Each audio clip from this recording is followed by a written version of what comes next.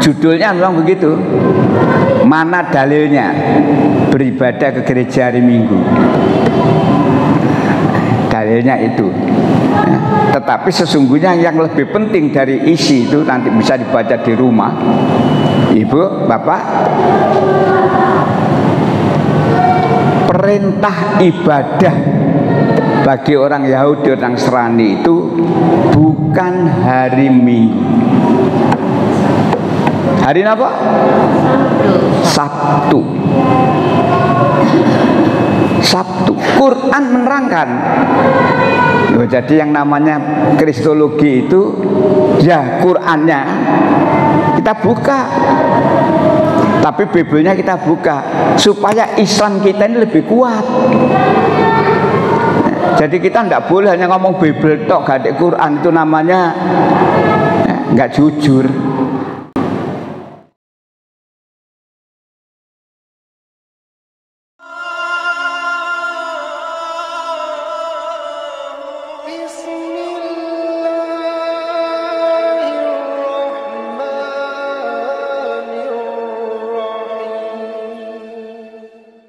Assalamualaikum warahmatullahi wabarakatuh. Alhamdulillah walladzi arsala rasulahu bil huda wa dinil haq liyudhhirahu 'ala dini kulli wa kafa billahi shahida. Asyhadu an la ilaha illallah wahdahu la syarika lah wa asyhadu anna Muhammadan abduhu wa rasuluh. Allahumma shalli ala Muhammad wa ala ali Muhammad.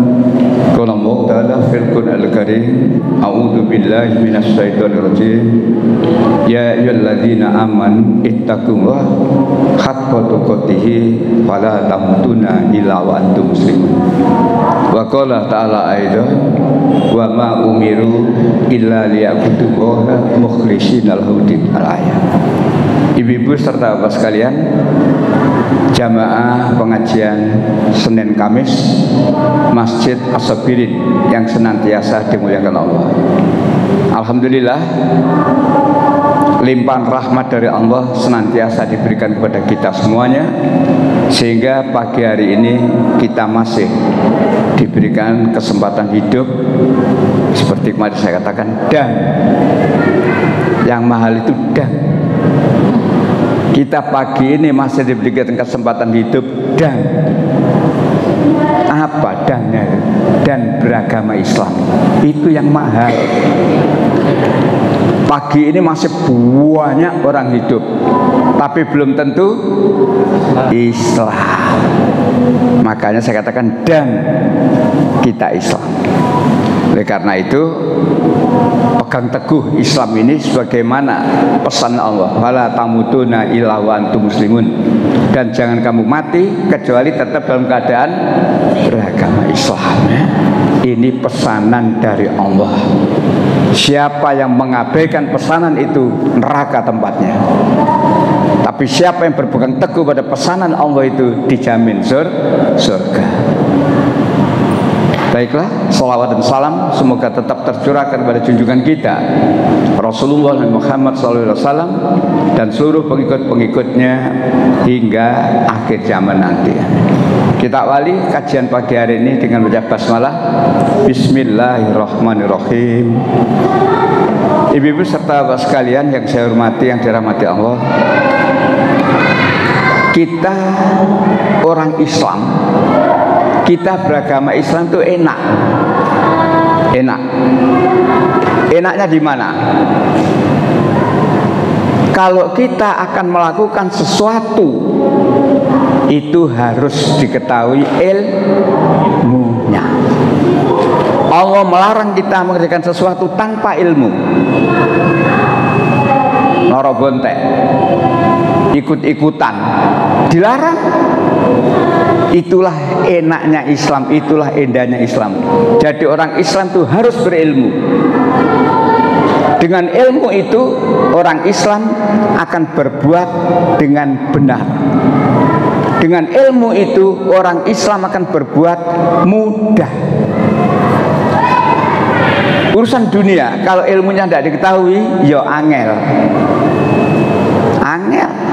Apalagi urusan ibadah, urusan agama.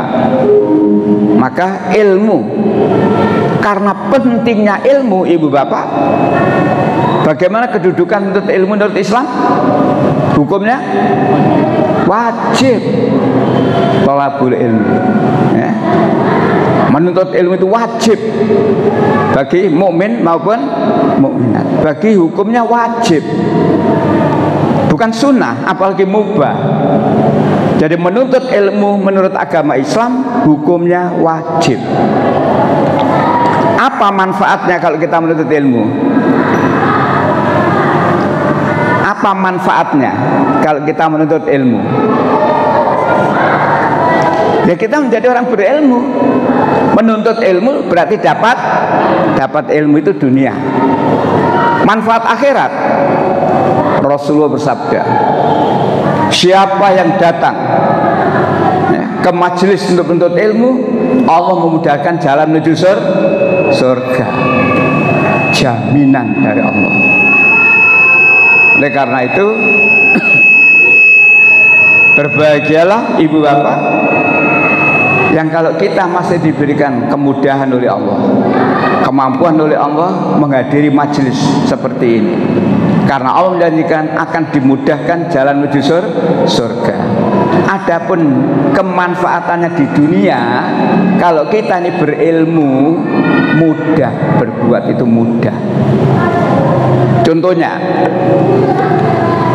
ibu yang masak, ini gak ro ilmu nih, akan masak apa? Bingung apa ya bumbune, bingung.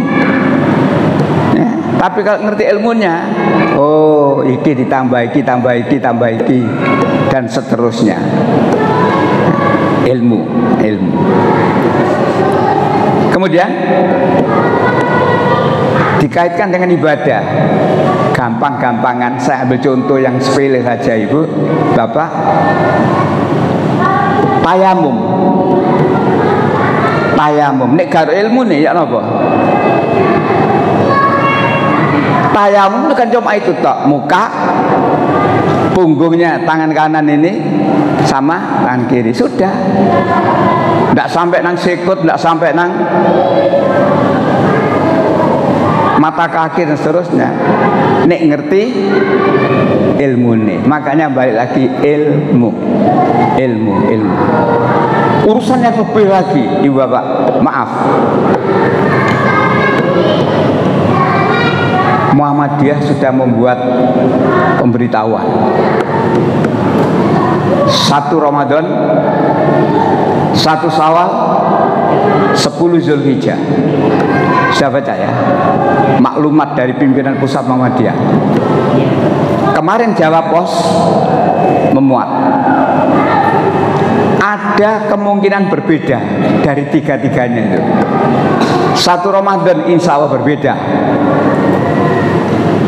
1 Syawal insya Allah berbeda, 10 Zulhijjah insya Allah berbeda. 8 Lembaga Penerbangan Antariksa Nasional sudah menerangkan, menurut penelitian, hisab yang dilakukan Muhammadiyah itu sudah tepat.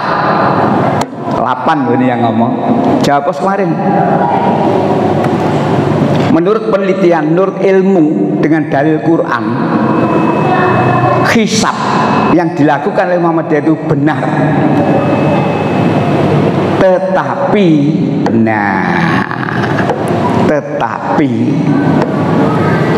Nahdlatul Ulama dan juga pemerintah dalam hal ini beda jalan. Muhammadiyah menggunakan apa? Metode apa? Hisab. Ada dalilnya? Ada. Gak oleh ngawur, gak oleh kira-kira. Sementara Nahdlatul Ulama gunakan cara apa? Ru'yat. Napa ru'yat niku? Melihat. Dalam ru'yat, dalam melihat ada aturannya juga. Bulan tidak akan bisa dilihat oleh mata telanjang walaupun sudah di atas hilal, kalau belum di atas 3 derajat. 3 derajat itu siapa yang menentukan? Ndak ono dalile, ndak ono hadise. Nah, jadi jangan kaget kalau Andre ada kemungkinan berbeda. Di Muat Jawa Pos kemarin, tak clipping punya saya.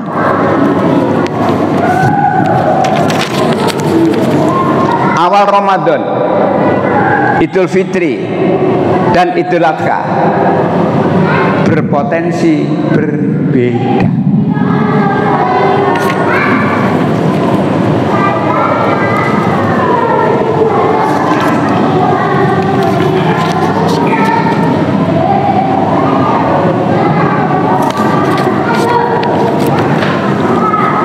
Masyarakat pada umumnya menunggu hasil sidang isbat.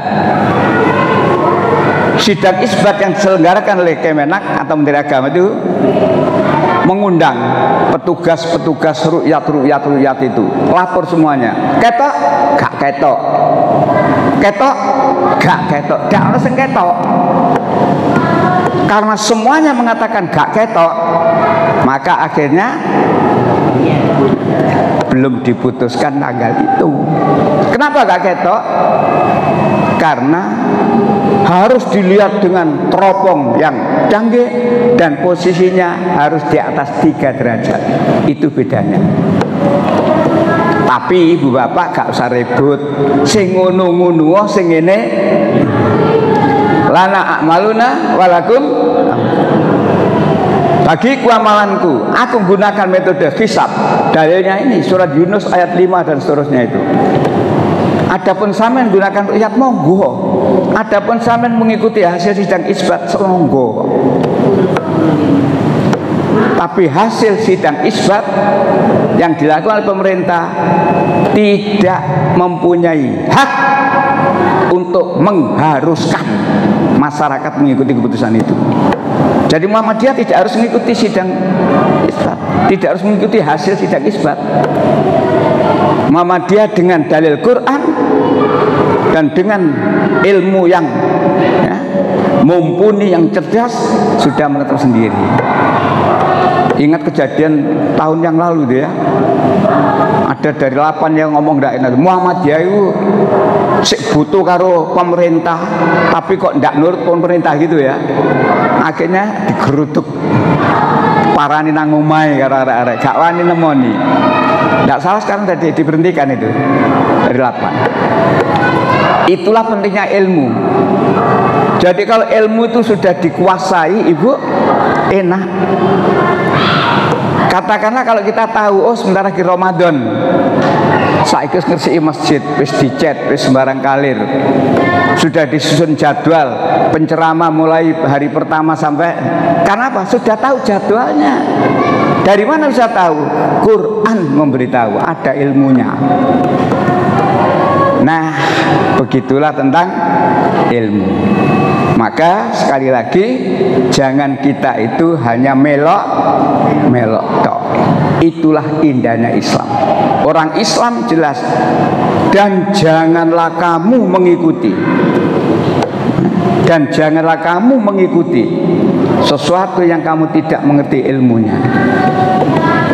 Sesungguhnya pendengaran, penglihatan, dan hati pasti akan dimintai pertanggungjawaban. 17:36. Ya, 17:36. Ya.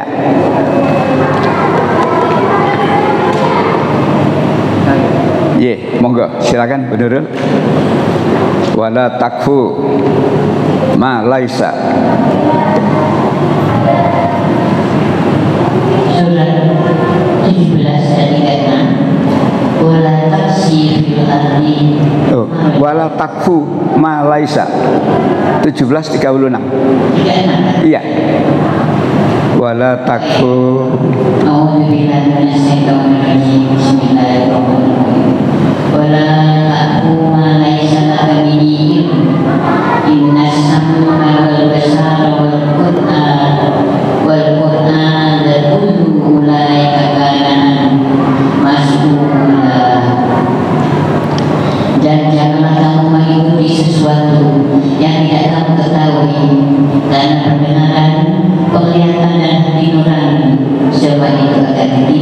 diminta pertanggungjawabannya. Itulah nikmatnya menjadi orang Islam.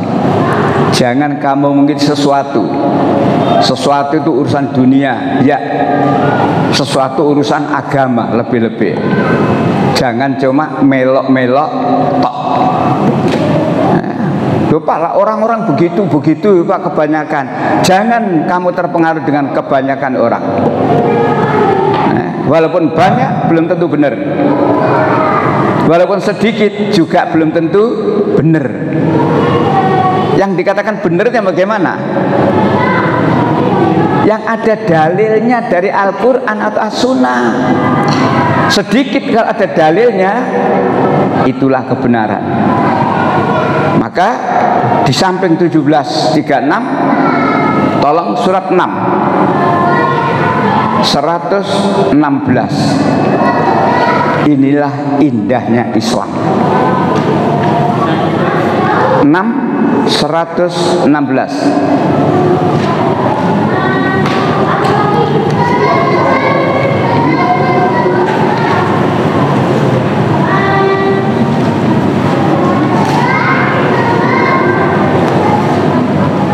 Ye, silakan Ibu. Monggo. 6 Al-An'am 116. Dan jika kamu mengikuti kebanyakan orang di bumi ini, niscaya mereka akan menyesatkan derajat Allah. Yang mereka ikuti hanya persangkaan belaka, dan mereka hanyalah membuat kebenaran. 3 poin penting di ayat itu. Jika kamu mengikuti kebanyakan orang-orang di muka bumi ini, niscaya satu, disimak lagi Qurannya, satu, mereka pasti akan menyesatkan kamu dari jalan Allah.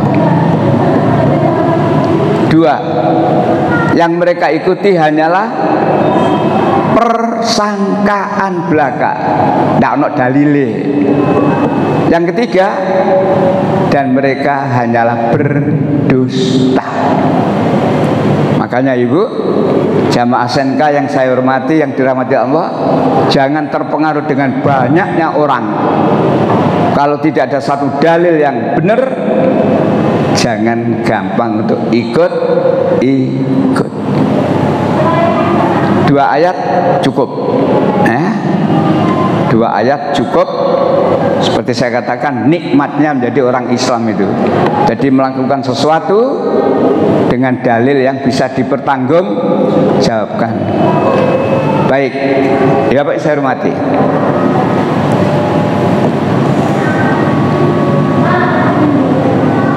Lembaran ini supaya ada gunanya saya ambil sedikit. Fotokopi ini supaya ada gunanya saya ambil sedikit. Saya cuplik saja sedikit. Judulnya memang begitu.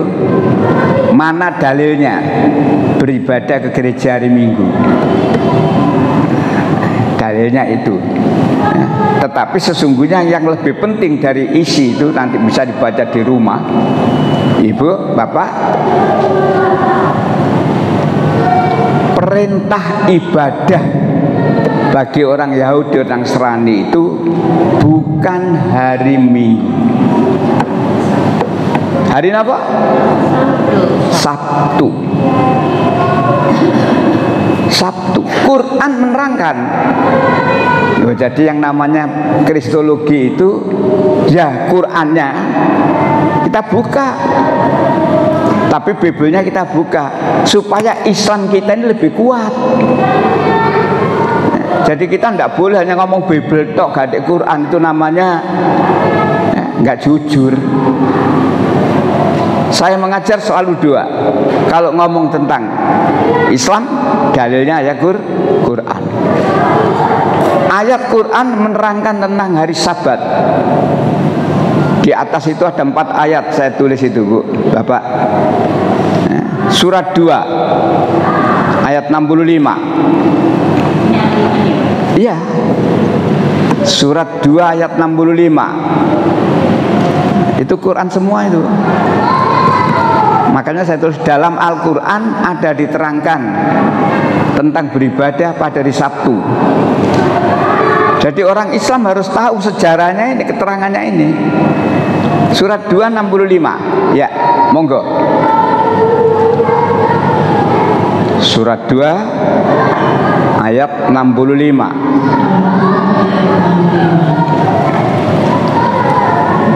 Silakan.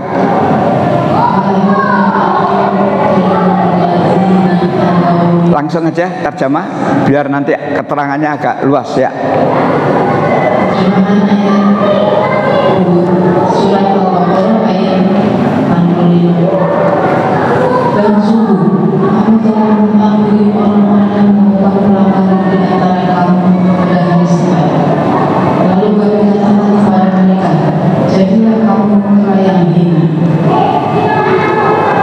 Orang yang melanggar ketentuan Allah, orang yang melanggar perintah Allah tentang apa?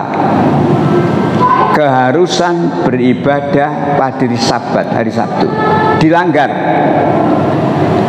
Akhirnya apa? Dihukum oleh Allah. Dijadikan apa? Kera. Ini Quran. Ini Quran. Sebelahnya lagi surat 4 ayat 47. Surat 4 ya, silakan.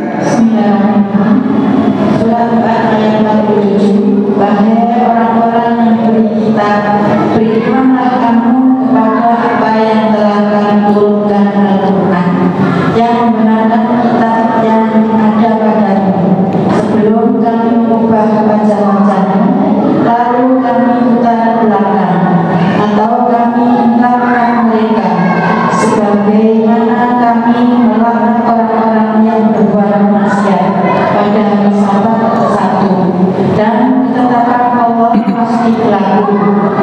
Itulah peringatan Allah ya. Disuruh menepati aturan Allah. Kalau enggak, diputar nanti lehernya, dilaknat oleh Allah. Itu ancamannya. Seperti yang terjadi di surat 2 ayat 65, dijadikan kerah. Surat 7 163. Surat 7 163.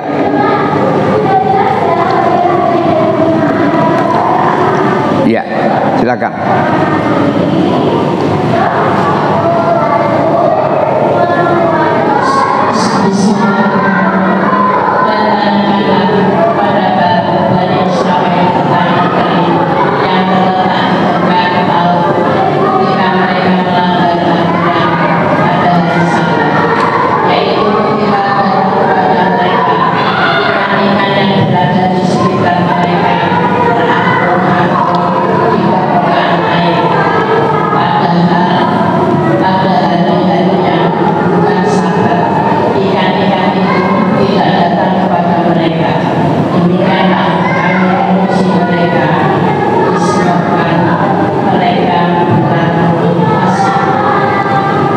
Perintah melakukan ibadah pada hari Sabat. Di luar hari Sabtu tidak ada ikan terapung-apung. Itu maksudnya ya. Di luar hari Sabtu tidak ada ikan terapung-apung. Tapi hari Sabtu mestinya masyarakat itu harus beribadah. Allah menguji. Menguji apa? Banyak ikan terapung-apung. Akhirnya apa? Nyerok iwak, menangkap iwak, gak sido ibadah. Itu loh maksudnya. Nah, jadi melanggar aturan Allah hanya karena menangkap ikan. Ujian dunia tidak lulus. Nah, sama dengan orang Islam, terutama laki-laki. Kita orang Islam, laki-laki ini kalau hari Jumat tidak wajib sholat duhur. Wajib sholat apa? Sholat Jumat. Ada dalilnya. Ada dalilnya. Dan untuk melaksanakan ibadah sholat Jumat itu ada aturannya. Balik lagi ke ilmunya gak dipahami. Sakarepe dhewe. Dalilnya jelas, surat 62. Bagi ibu-ibu perlu mencatat ini untuk disampaikan kepada keluarga di rumah yang laki-laki. Nah, kilo. Yang kilo yang dan seterusnya. 62 ayat 9. Saya beri perbandingan, dari perbandingan itu memperkuat keyakinan. Jangan ibu bapak salah paham kalau saya menerangkan tentang perbandingan. Menguatkan keyakinan kita tentang kebenaran agama Islam. Ketemu 62 ayat 9. Hai orang yang beriman. Silakan. Apabila kalian seru untuk melaksanakan sholat pada hari Jumat, maka segeralah kamu mengingat Allah dan tinggalkanlah jual beli, dan demikian itu lebih baik bagimu jika kamu mengetahui. Tolong simak lagi Al-Qur'annya. Aturan sholat Jumat, perintah Allah yang satu, fas'au ila dzikrillah. Terjemahannya apa? Quran, bersegeralah kamu mengingat Allah. Ini aturan sholat Jumat. Fas'au ila dzikrillah. Cara Jawa nang budalo. Fas'au ila dzikrillah. Tapi orang Islam gak nang budal. Gak nang budal. Oh, no sing dicandak. Sing ngladeni langganan teko. Sing nutupno laptop ngajar sebagainya. Padahal Allah mengatakan fas'al, segera berangkat. Gak nang budal. Komando kedua apa? Quran. Komando kedua Quran. Tolong disimak lagi supaya kita baca Quran ngerti karepe. Terjemahnya tadi, bersegeralah kamu ingat Allah. Lanjutannya, tinggalkan jual beli. Nah, menurut tafsir, tinggalkan jual beli ini sejarahnya dulu, ya tak? Makanya hari Jumat itu kalangan Nahdliyin adanya berapa kali nih Jumatan? 2. Yang satu itu zaman Rasulullah adanya di pasar. Wadarul baik, tinggalkan jual beli. Bakul-bakul tutup, tinggalkan jual beli. Bakul-bakul jualan-jualan tutup. Untuk apa? Mendatangi sholat Jumat. Tapi arti wadarul baik itu jangan diartikan tinggalkan jual beli di tenda. Tinggalkan semua aktivitas. Karena kalau tinggalkan jual beli, lo yang harus kan cuma pedagang. Saya tidak pedagang, tapi artinya tinggalkan jual beli itu tinggalkan semua urusan, tinggalkan semua aktivitas untuk menghadiri sholat Jumat. Sehingga kita berangkat sholat Jumat itu tidak terlambat. Apa manfaatnya kalau sholat Jumat tidak terlambat? Katakanlah 11.38 duhur. 11.38 duhur, okay? Kita datang 11.30. Apa yang kita lakukan ketika kita masuk masjid? Tahiyatul masjid. Masih ada waktu, boleh sholat 2 rakaat lagi, sholat intidhar, sholat menunggu waktu, atau dengan zikir tidak usah banter-banter biar tidak ganggu temannya. Itu kalau datang tidak terlambat. Kalau datangnya terlambat, kapan terlambatnya sholat Jumat itu? Jamaah sholat Jumat terlambat itu kapan ukurannya? Setelahnya khotib mulai alhamdulillah. Pertama khotib naik salam, lalu ini adzan, belum terlambat. Adzan selesai, khotib naik mimbar, alhamdulillah, dan seterusnya. Yang baru datang berarti terlambat. Apa sanksinya kalau terlambat? Tidak ada pahala Jumat itu. Ya, ilmu ini kudu dipahami. Lah kadang-kadang wis adzan sik nutupno kopi nduk ngene. Warkop durung entek. Nutupno Pak durung entek Pak. Menginjak khutbah kedua baru datang gedebuk. Nyampe di rumah ditanya istrinya, nggak telat mas? Alhamdulillah nggak telat, goblok gak mari-mari. Ilmu, pelajari sungguh-sungguh ilmu ini Islam. Jadi Islam itu membuat otak ini encer, mencari dalil-dalil yang bisa dipertanggungjawabkan. Nah, masih jauh lagi ilmunya, masih komplit. Seringkali di masjid diumumkan, para jamaah mohon HP-nya dimatikan selama sholat Jumat atau disel. Jadi selama khotib menyampaikan khutbah sampai pada sholat, HP diminta untuk dimatikan atau silent. Atau juga jangan berbicara. Kalau ada jamaah yang berbicara ketika khutbah, siapa yang berhak untuk mengingatkan? Khotib. Jamaah tidak boleh ingatkan. Jamaah tidak boleh ingatkan. Misalkan sebelah penjenengan ngomong-ngomong, penjenengan tidak boleh turi. Menengo, ono khutbah, tidak boleh. Engkau sing dituturi pun opo saksirku geger. Maka yang punya kewajiban untuk negur khotib. Saya kalau di mimbar seperti singa, kereng saya di mimbar. Dan itu harus kita ketahui, jangan dibiarkan. Arek cilik ngomong di buarnoi, ganggu. Nah, baik. Bersegeralah untuk mengingat Allah. Tinggalkan jual beli, tinggalkan urusan. Kalimat terakhir ayat tadi balik 62 ayat 9, kalimat terakhir dzalikum. Yang demikian itu, apa maksud yang demikian itu? Lho maca Quran kudu dijelasno ngono. Dzalikum, yang demikian itu, apa maksudnya? Yang demikian itu datang sholat Jumat gak terlambat. Dzalikum, yang demikian itu. Ada pun datang terlambat gak kena ayat iku. Dzalikum, yang demikian itu datang sholat Jumat tidak terlambat.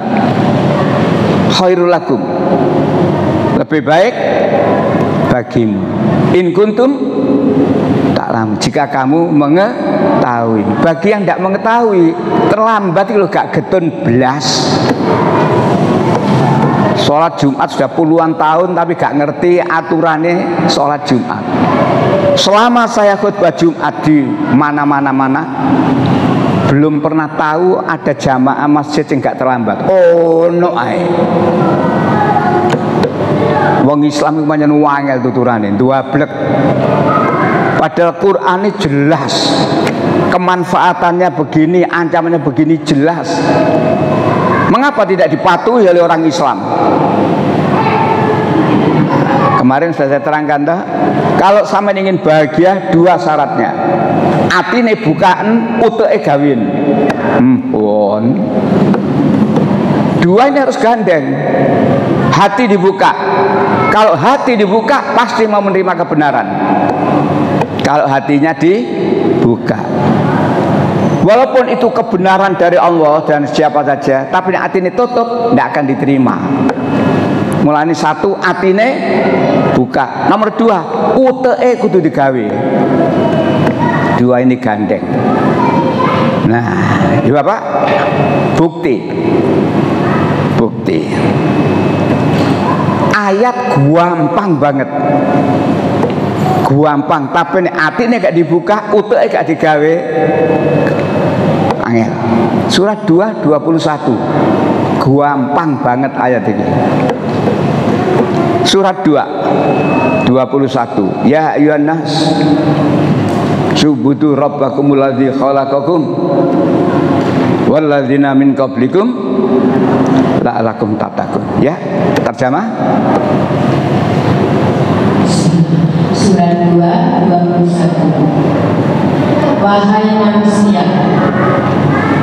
sembahlah Tuhanmu yang telah menciptakan kamu dan orang-orang yang sebelum kamu agar kamu bertakwa. Wahai manusia, sembahlah Tuhanmu. Ndak titik. Andai kata sembahlah Tuhanmu titik, berarti tiap manusia boleh mengambil menyembah Tuhan menurut kemauannya. Allah tidak ingin seperti itu. Maka ayat jelas, sembahlah Tuhanmu. Yang mana? Yang telah menciptakan kamu. Buka atine uteke digawe. Berarti yang harus disembah Tuhan yang menciptakan. Banyak doktor, banyak profesor, tapi menyembah Tuhan padahal Tuhan itu tidak soalnya apa? Uteke gak digawe.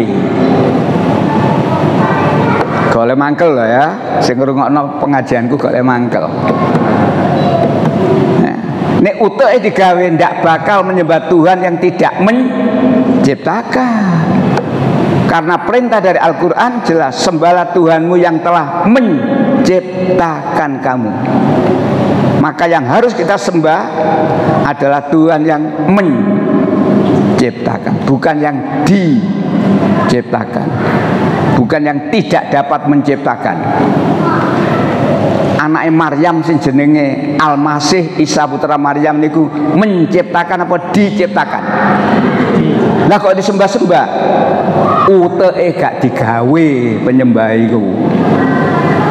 Ngono lho, atine gak dibuka. Loh, Islam itu gampang kok. Ya. Baik, Ibu, Bapak yang saya hormati. Kembali pada fotokopi. 4 ayat Quran sudah ya. Oh kurang 1 ya.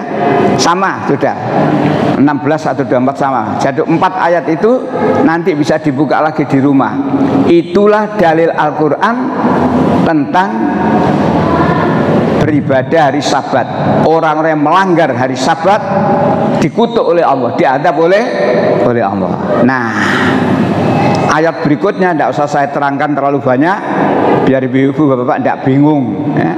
Tapi itu ayat saya terangkan itu dari Bible, yang semuanya itu menerangkan bahwa menurut Bible, baik perjanjian lama maupun perjanjian baru, orang Kristen itu beribadah harusnya hari Sabtu.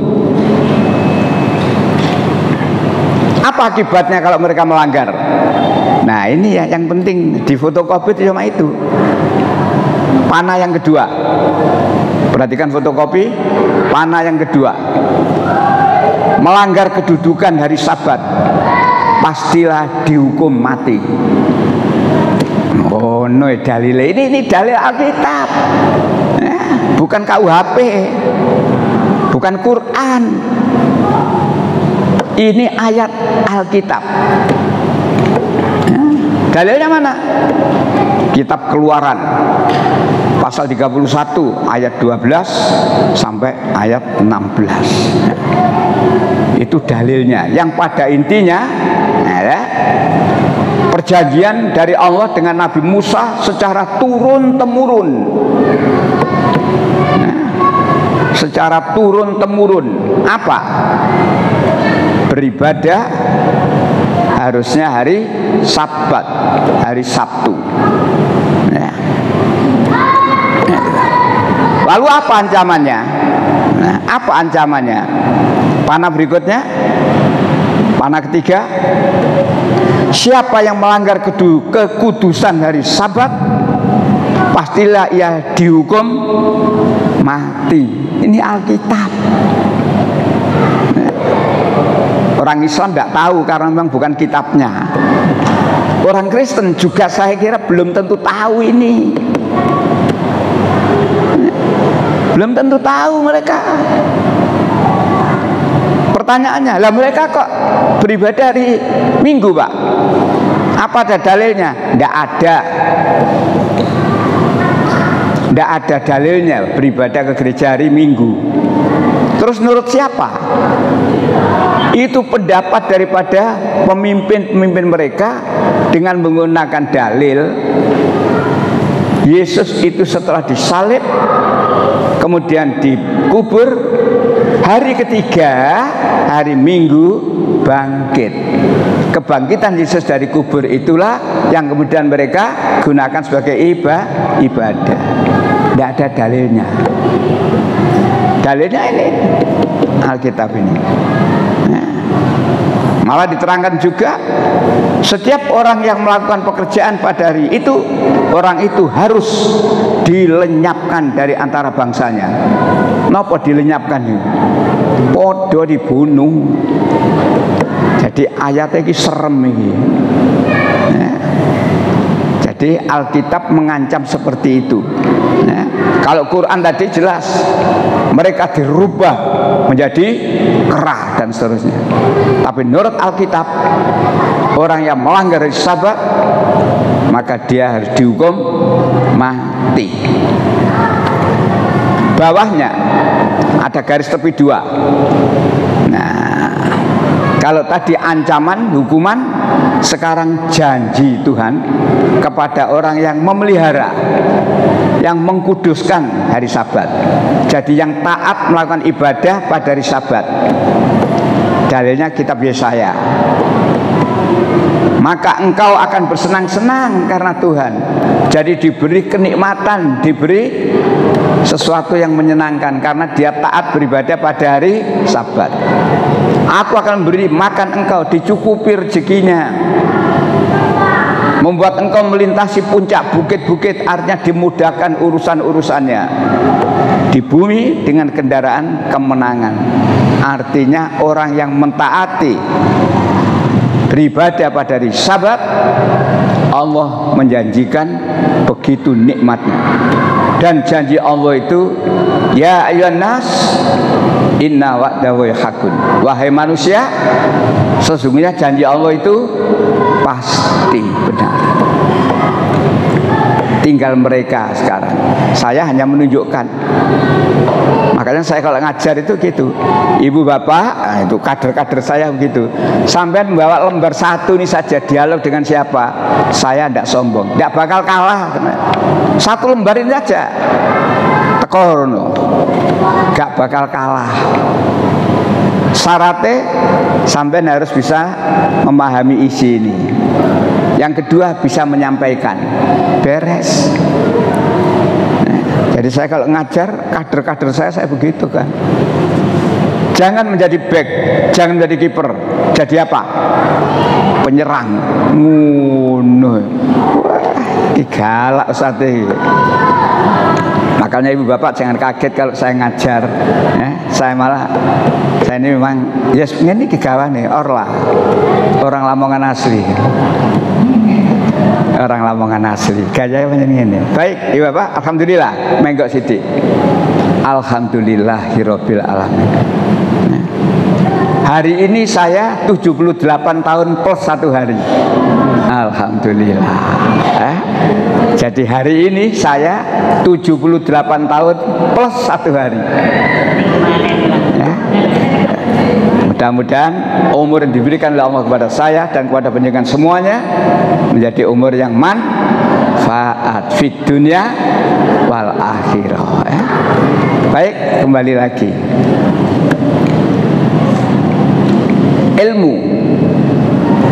Ilmu. Bawahnya itu, Ibu, fotokopi bawahnya itu. Penjenengan pernah melihat ada orang kampung Kristen yang mati? Orang kampung beragama Kristen mati. Pernah melihat? Oh, enggak pernah melihat. Mayitnya diapakno? Pakai jas, pakai celana dan sebagainya. Pernah tahu ya? Injilnya dak ngono. Ngono lho ya. Injilnya dak ngono. Ilmu harus dikuasai supaya mengerjakan sesuatu gak salah. Makanya tadi saya tulis bahwa itu yang ada garis tepi 2. Juga cara merawat jenazah. Bandingkan merawat jenazahnya orang Nasrani, sangat tidak sesuai dengan Injil. Menurut Injil, setelah Yesus itu disalib, mati di kayu salib, Kemudian mayat itu diturunkan. Setelahnya itu dikafani dengan kain lenan yang putih bersih, lalu dikubur. Jadi mayat Yesus siapa? Dikafani terus dikubur. Mayatnya orang Kristen pada umumnya celonoan, jasasan, takokno kok ngono. Ngono lho, paham ya? Bandingkan sekarang dengan orang Islam. Kita yang masih hidup, kalau ada saudara kita, tetangga kita yang beragama Islam terus mati, caranya merawat jenazah ya opo? Ono dalile? Ono, tinggal kita gelem belajar yang ngerti, gak gelem ya gak ngerti. Baca HPT Himpunan Putusan Tarjih bab jenazah, diterangkan itu komplit itu di HPT. Sing Muhammadiyah ngerti HPT, gak Muhammadiyah tidak ngerti apa HPT Pak. Himpunan Putusan Tarjih diterangkan itu. Mulai sakit, bagaimana kita terhadap orang sakit. Katakanlah kalau sudah mati, orang Islam mati, dia apa no? Dimandiin. Cara memandikan, jika mbak motor, ono aturane. Gak langsung disemprot terus selang jes. Iki nih gak sinau, gak iso, gak ngerti. Tadi malam saya di Masjid Baitur Rahim Kertajaya. Saya tanya, Pak Mir, di sini sudah ada tim perawatan jenazah. Saya tanya, di sini ada tim perawatan jenazah, Pak Santoso? Ada. Alhamdulillah. Bayangkan kalau tidak ada. Kalau di kampung tidak ada tim perawat jenazah, biasanya kan anak wong kampung mati nyeluk sopo? Mudin. Mudine masih siji, sing mati telu ya apa iki? Antri. Maka perlu ada tim perawatan jenazah. Dan itu harus betul paham. Diapakno jenazah ini? Gak langsung didusi biar no langkah-langkah. Memandikan jenazah ada aturannya, ya ada. Nah, kemudian anggap saja sudah selesai sempurna pemandiannya. Setelah dimandikan, dikafani, mayat lanang, mayat wedok seje. Kalau laki-laki cuma 3 lembar kain kafan. Perempuan seperti itu, lain caranya. Ilmu berdasarkan Al-Quran maupun hadis yang sahih. Gak oleh ngarang dewi. Ada mayitnya orang Islam yang kalau dikafani kepalanya tidak boleh ditutup. Ayo, mayit yang bagaimana? Kepalanya tidak boleh tutup. Apa? Bukan mati syahid, mati dalam keadaan ikhram. Itu di HPT, silakan baca itu. Ya, jadi mati dalam keadaan berikhram. Dan mayitnya tidak boleh dilumuri dengan wangi-wangian. Beda dengan kita mati, setelah dimandikan, dikafani, boleh kasih wangi-wangian dan sebagainya. Beda ya. Ini gak sinau. Makanya ilmu ya. Rugi banget wong sing gak gelem menuntut ilmu. Pemane wong Islam gak gelem ngaji. Isane cuma melok.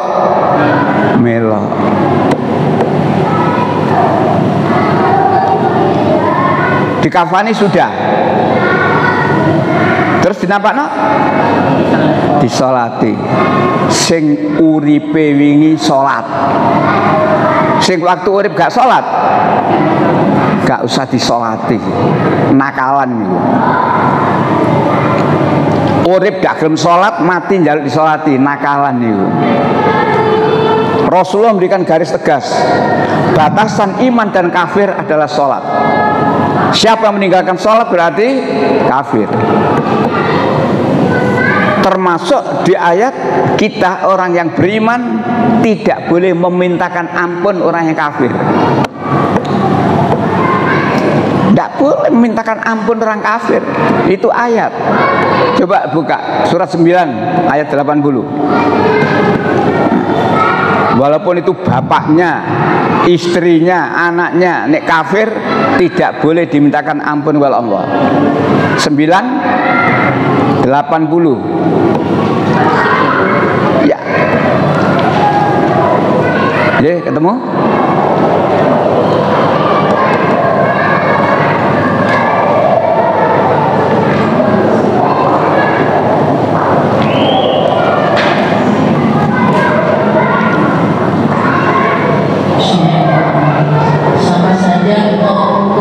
Ya, dan sama saja memohonkan ampunan bagi mereka atau tidak memohonkan ampunan bagi mereka. Walaupun engkau memohonkan ampunan bagi mereka 70 kali, Allah tidak akan memberi ampunan kepada mereka. terus Yang demikian itu karena mereka ingkar atau kafir kepada Allah dan Rasulnya, dan Allah tidak memberi petunjuk kepada orang-orang yang fasik. sama saja Muhammad. Kamu mintakan ampun pada mereka atau tidak kamu mintakan ampun pada mereka, atau bahkan kamu mintakan ampun 70 kali, Allah tidak akan mengampuni. Karena mereka ingkar, mereka kafir, tidak mau mengikuti aturan Allah. Nah, kita itu kena penyakit ibu bapak. Ngapa penyakitnya? Sungkan, pekewo, sawangane, jangan-jangan.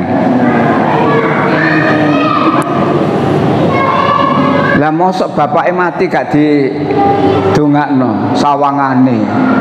Masih ku bapakmu nek kafir. Stop. Begitu tegasnya agama Islam itu. Ya. Insya Allah ayat ini diulang hampir sama. Surat 63 ayat 6. Surat Al-Munafikun ayat 6 hampir sama. Wasawaun alaihim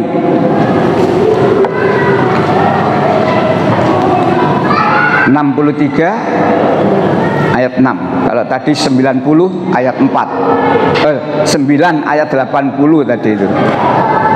63 ya. Sama saja bagi mereka engkau mengampuni untuk mereka atau tidak, engkau memohonkan ampunan bagi mereka, Allah tidak akan mengampuni mereka. Sesungguhnya Allah tidak akan memberi petunjuk kepada orang yang fasik. Allah tidak akan mengampuni mereka. Wasawaun alaihim, sama saja bagi mereka. Kamu mintakan ampun atau tidak kamu mintakan ampun, Allah tidak akan mengampuni.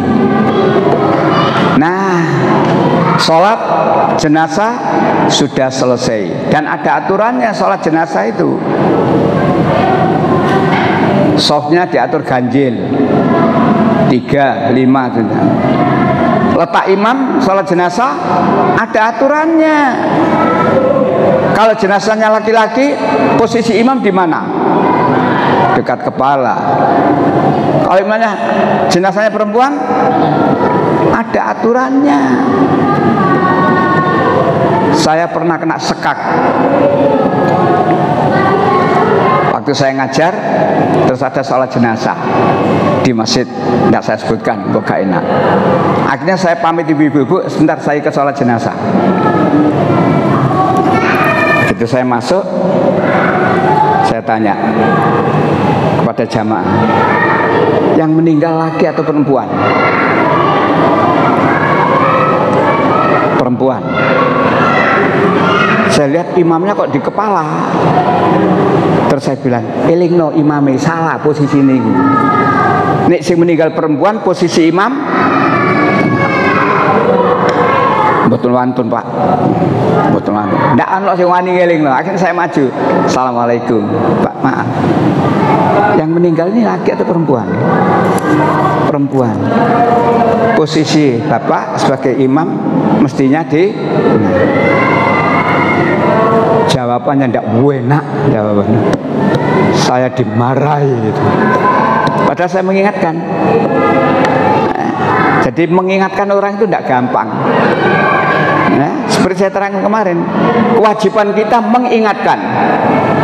Orang diingatkan itu ada yang alhamdulillah matur nuwun, ada. Ono sing gak ngreken, ono sing bantah. Makanya Quran membolehkan kita berbantah dengan orang ahli kitab, boleh itu. Tapi harus dengan dalil yang bisa dipertanggungjawabkan. Sesama muslim pun boleh berbantah. Golek ngeyelan, harus dengan dalil. Baik. Sholat selesai. Maka jenazah dibawa kemana? Sholat jenazah selesai, terus dibawa kemana? Dikubur. Biasa zaman biyen, nek saiki lah ambulan, nek zaman biyen durung ana ambulan dipikul to nggih. Nggawa mayit iku meneng. Mikul mayit iku meneng. Umume mikul mayit karo apa? Nah, iya, sapa sing ngongkon? Iki aturan, iki aturan. Dah, nyampe di makam, ada aturannya. Jangan kamu duduk dan seterusnya. Sudah, lubang sudah siap. Memasukkan mayit. Dari arah mana mayit dimasukkan? Dari arah kaki, bukan dari samping. Kebanyakan orang masukkan mayit dari samping lah. Gak bener itu. Dari arah kaki, kepala masuk dulu dari arah kaki. Jalan, baru turun. Yang boleh masuk liang lahat untuk menerima mayat siapa? Ayo, siapa? Tidak harus putra-putranya. Tapi ada persyaratan. Yang tadi malam tidak melakukan hubungan suami istri. Luar aturannya. Walaupun anaknya nek mambengi kumpul, boleh. Ngono. Wah, Islam itu luar biasa ta nggih. Nek ngaji. Nek gak ngaji, wis kon enak. Gak oleh Pak apa? Aku mambengi kumpul. Gak oleh itu. Dan seterusnya. Ini loh pentingnya menuntut ilmu. Jadi saya pagi ini banting setir. Mestinya saya ngaji tidak ini keterangannya. Pagi ini saya fokus tentang menuntut ilmu. Menuntut ilmu itu hukumnya wajib. Manfaat dunia seperti ini, manfaat akhirat seperti itu. Oleh karena itu, ayo menuntut ilmu. Tanpa ilmu yang mumpuni, ibu bapak, kita melakukan sesuatu itu keteteran. Ya, urusan dunia saja, negara ilmu nih bingung. Yang sudah sering saya contohkan lama memasukkan benang ke lubang jarum. Memasukkan benang ke lubang jarum. Nih saat ini lah enak tuh. Ada alat bantu apa namanya? Apa namanya nenek? Dulu ndak ada itu. Kalau penjaringan masukkan benang ke lubang jarum, ya apa? Nyenggol. Dipelintir mana? Nyenggol mana? Kok gak melbu-melbu sih rek? Ilmunya ya apa? Dimut. Ujungnya dimut masuk. Sepele tak ya? Sepele. Makanya ilmu itu luar biasa ibu bapak. Lebih jauh lagi, Islam itu sempurna. Tidak ada urusan kehidupan tidak diatur dalam Islam. Ya. Jadi kalau tadi saya beri perbandingan, yang di bawah itu, ya, cara merawat jenazahnya orang Kristen gak sesuai karo kitabnya. Lah orang Islam kadang-kadang ya ngawur. Kadang-kadang ngawur, gak sesuai karo dalil. Ngawurnya di mana? Di antaranya perempuan kan tidak boleh mengikuti pemakaman jenazah. Bapak-bapak ngikuti. Mungkin penjenengan pernah ngikuti dulu-dulu. Setelah mayat dimasukkan lubang, terus diapakno? Adzan ya. Adzan niku napa? Sing dipanggil wong urip apa wong mati? Uteke gak digawe. Yang dipanggil sholat itu wong urip apa wong mati? Wong urip, kowe mati kok sik hayal sholat. Yuk, kok muring-muring lho ya. Ngaji karo aku kok muring-muring, pancen kereng areke. Iki kan Bangladesh lah. Bangsa Lamongan desa iki kereng. Napa alasannya? Alasannya karena waktu dia lahir diadani, jadi meninggal. Tidak ada dalil itu. Soal bayi lahir diadani ada hadis sendiri. Untuk apa? Bayi itu pun hadisnya lemah. Bayi diadani, dengar apa enggak? Wah, lahir itu belum bisa apa-apa, diadani, gak kerungu.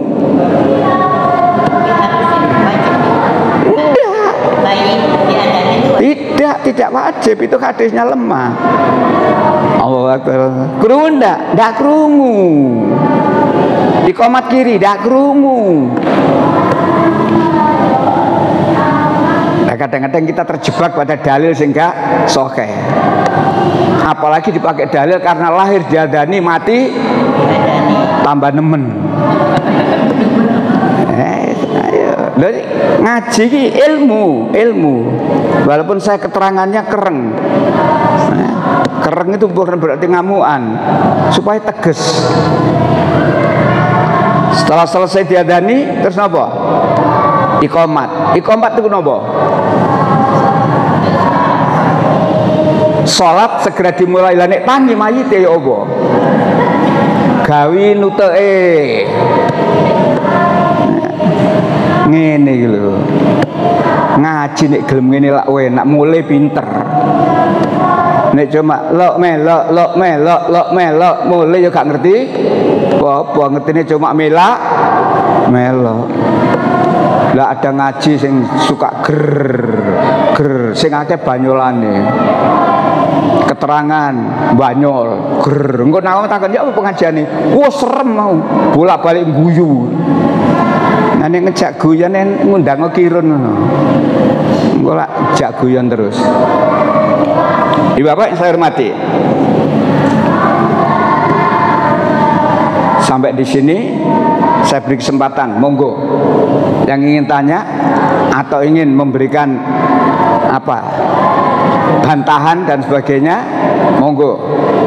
Jadi supaya tidak saya terus, ayo monggo saya beri kesempatan. Ya. Kalau di sini itu kan habis itu ditalkin. Talkin itu yang benar apa sebelum meninggal apa sesudah meninggal?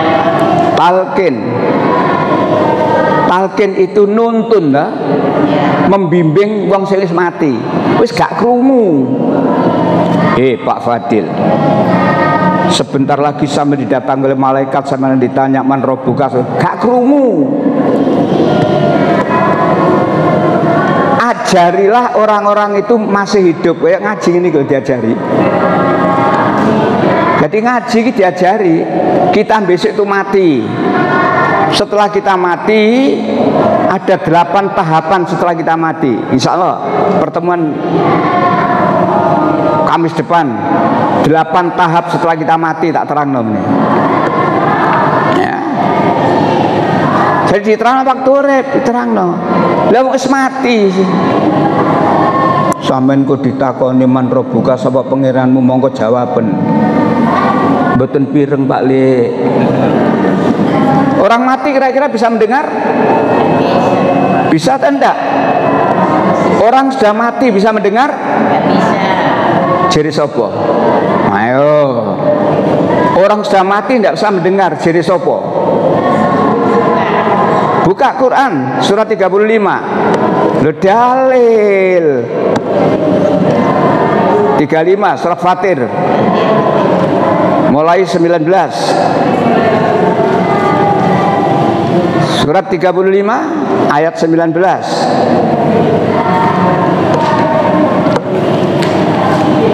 Ketemu? Silakan.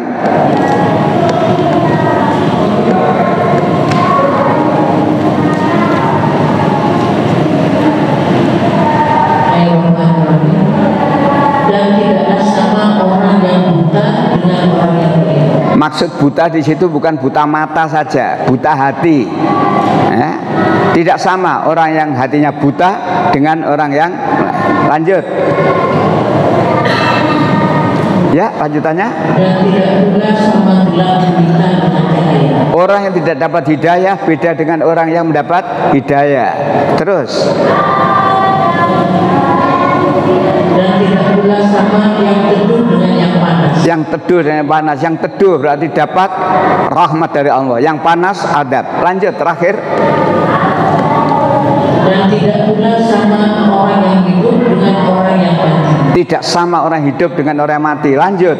Sungguh Allah memberikan kebenaran kepada siapa yang Dia kehendaki, dan kepada Muhammad, dan engkau Muhammad tidak akan sanggup menjadikan orang yang di dalam kubur dapat kebenaran. Dan engkau Muhammad, ingat kalimatnya, dan engkau Muhammad tidak sanggup membuat orang yang di dalam kubur mendengar.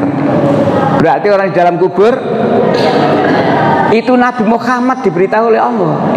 Dan engkau Muhammad tidak sanggup menjadikan orang dalam kubur mendengar. Lah kok sik mbok tuturi ae, mokong sampe niku. Wis dikandani gak krungu sik dituturi ae. Terus bagaimana? Setelahnya selesai, dimasukkan kubur selesai dan sebagainya. Nah, itu ada dah. Salah satu di antara itu berdoa, didoakan. Iya, itu ada. Ya. Setelahnya selesai, keluarga kerikil. Itu yang barangkali belum banyak dilakukan oleh. Iya, jadi ditaburi kerikil 3 atau 5 atau 7. Gimana? Bukan bunga. Kerikil. Batu kecil-kecil itu. Bawa bunga. Makanya orang-orang Islam yang kuburan ditakoni, badhe ndak pundi? Nyekar. Apa kok nyekar? Mergo bunga itu cara Jawane sekar, nek nggo warit bari ndak pundi? Ngarit. Sapa sing ngongkon nggo bunga? Ndak ada tuntunannya. Ndak ada. Jadi ndak mbak bunga ndak apa-apa. Ya. Kerikil waktu selesai pemakaman saja. Selesai pemakaman buyar, taruh mulai dari atas kepala sampai kaki sudah. Itu barangkali jarang ya. Jarang itu. Makanya ngaji. Baca sekali lagi HPT, Himpunan Putusan Tarjih, bab jenazah. Yang belum punya boleh mencari untuk membeli. HPT, Himpunan Putusan Tarjih. Nah, Ibu Bapak, inilah pentingnya.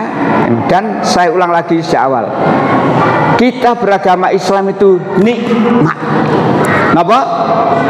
Nikmat. Nikmatnya bagaimana? Ya itulah yang kita lakukan itu mesti ada dalilnya. Nggak oleh kira. Nggak boleh bebek. Nggak boleh. Kata orang sana, nggak boleh norok.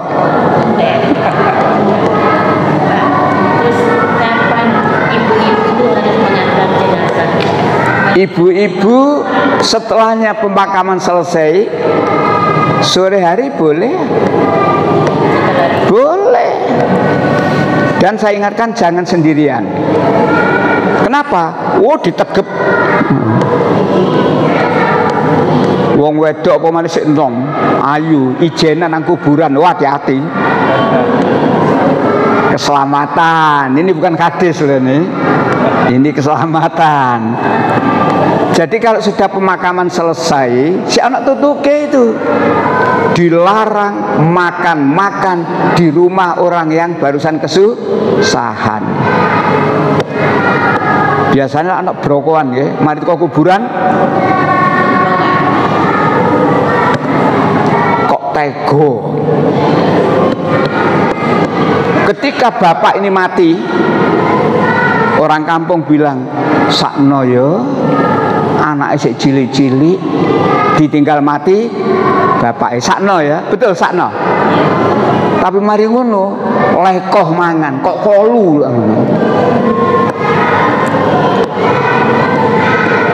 Wis mari ngono, ngapunten, mangken dalu napa wonten ngaji? Wonten. Sampai 7 dina. Suguhane enak-enak. Seneng sing teko. Ngaji, keluarga silakan keluarga saja. Ndak usah ngundang wong masyarakat. Umumnya lak ngono to nggih. Anake cuma ngene tok. Mergo gak iso ngaji anake. Sing diundang masyarakat, pokok bingkisane akeh, sangune akeh, seneng. Mulai takon binjing malih nak nggih. Ini loh. Jadi Islam itu tidak gitu. Dulu zaman Rasulullah ada seorang sahabat namanya Ja'far. Kenal nggih Ja'far nggih? Ja'far mati. Ja'far mati. Apa kata Rasulullah? Kepada para sahabat Ja'far berkata, "Hai para sahabat, buat makanan. Kumpulkan makanan. Berikan kepada keluarga Ja'far." Karena Ja'far meninggal bojo, ninggal anak. Ja'far itu tiang rumah tangga, bantun. Nah saiki enggak kok. Saiki enggak. Nek suguhane gak enak dirasani. Ngaji nang kono iki lho gak enak ya. Teh gak legi. Kok kono. Gimana Pak kalau saya cukup Pak? Bukan soal cukup, bukan tidak cukup. Tuntunane ono enggak? Ibu jangan sombong, bapak jangan sombong. Saya cukup kok, saya kaya kok. Walaupun saya adakan pengajian 40 hari 40 malam, saya bisa. Kekayaan saya melebihi itu 300 triliun. Bukan soal kekayaan. Orang Islam kalau berbuat harus ada ngono lho. Paham ya? Silakan yang mau menanyakan sesuatu. Ya, silakan Bu. Waalaikumsalam warahmatullahi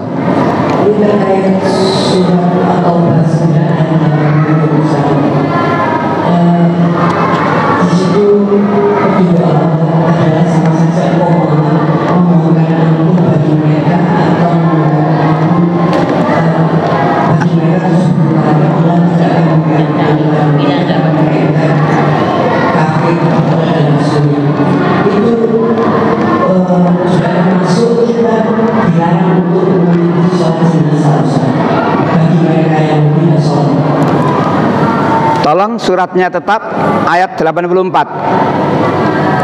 Nah, dilarang. Jawabannya Quran. Saya tidak boleh ngarang. 9:84.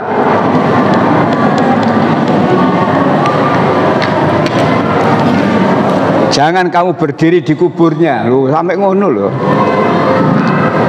9:84.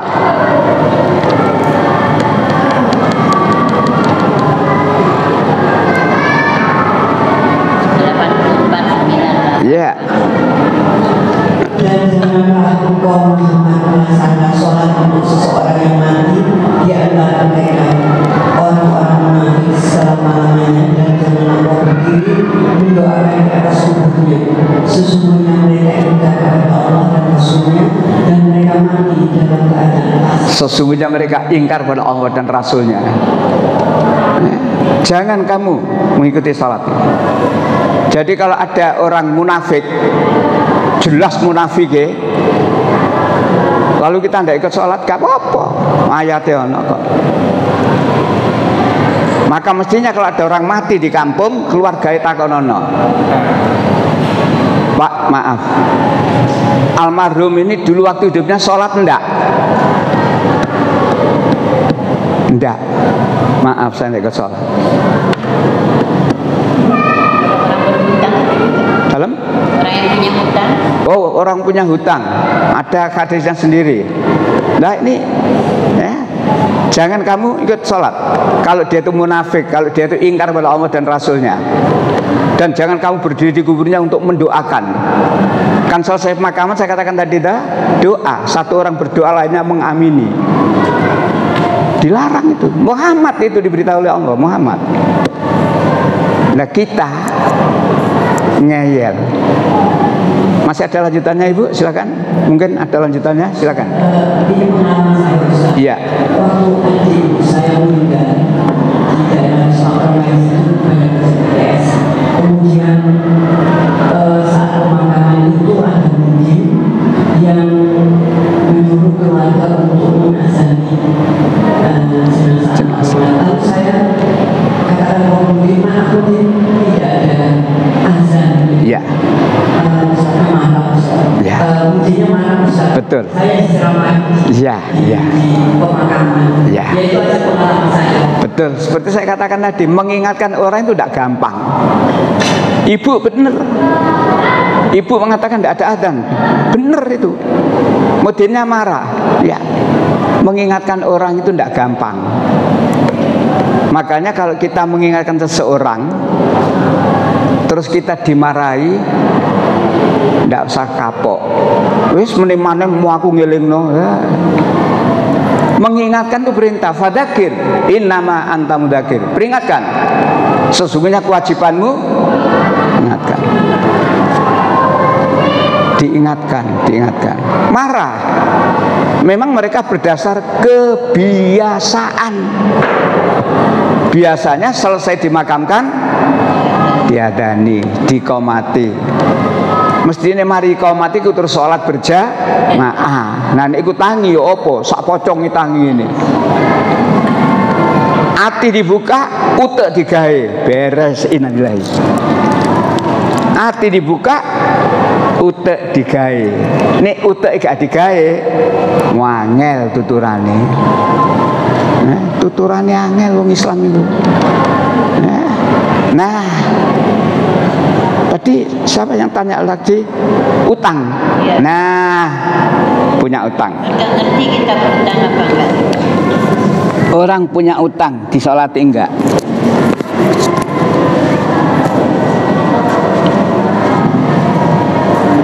Assalamualaikum. Waalaikumsalam. Kalau kita seripahan, Iya. jadi tidak ada bunga, tidak ada adzan, tidak ada tahlil. Ya. Tidak ada.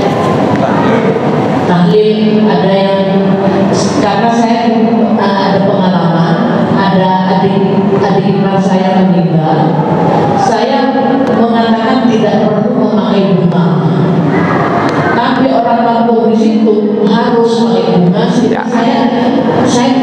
Saya mendelik di kamar. Ya. Ya, mendelik di kamar. Bersembunyi, ya. Saya. Betul. Ya. Ya. Bu, Bapak, saya ingat Profesor Dr. Nur Zaman. Siapa Pak? Nur Zaman, pendiri Masjid Nur Zaman kampus B. Ketika belum meninggal sudah wasiat. Kalau saya meninggal, jangan ada ucapan bela sungkawa dengan kirim kembang.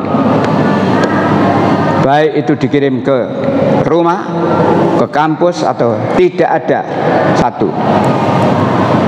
Yang kedua, peralatan kedokteran milik saya ini THT, spesial THT. Yang ada di rumah silakan dijual oleh keluarga untuk diamalkan. Yang ada di kampus diwakil kampus. Begitu tegasnya. Nah kita itu kan model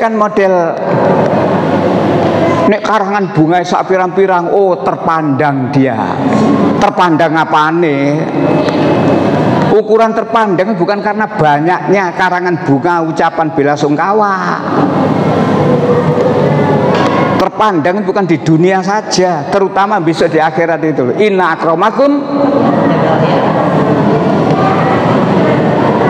yang paling mulia di antara kamu di sisi Allah adalah yang walaupun tidak ada karangan bunga. Kalau dia itu hidupnya orang yang taat kepada Allah dan Rasulnya, orang yang beriman dan benar-benar soleh, luar biasa tempatnya. Walaupun karangan bunga ya ke, sampai ini Pak Jokowi mati lah karangan bunga ya ke, mantan presiden.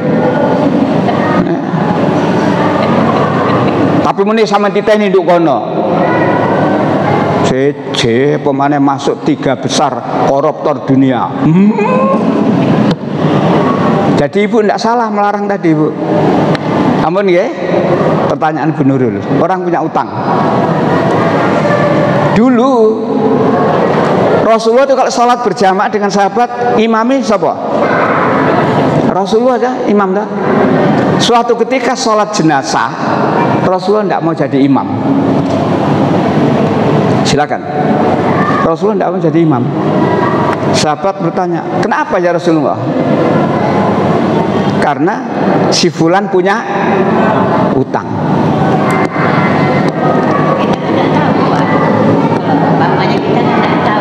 Nah makanya dalam Al-Quran kan diterangkan utang piutang harus dicatat, dibacakan kedua belah pihak. Kalau saya utang koperasi kantor, misalkan saya masih dinas, belanja kantor belum bayar, istri saya beritahu, Bu, bapakmu belanja ngene durung bayar. Perlunya aku mati bayar niku. Islam itu mengajarkan gitu. Tidak ada pinjol terus wonge bunuh diri mergo kejiret. Karena apa? Seluman-seluman selamat gak ngaku. Sing wedok utang gak cerita yang lanang, sing lanang utang gak cerita sing wedok. Utang tulis Quran itu.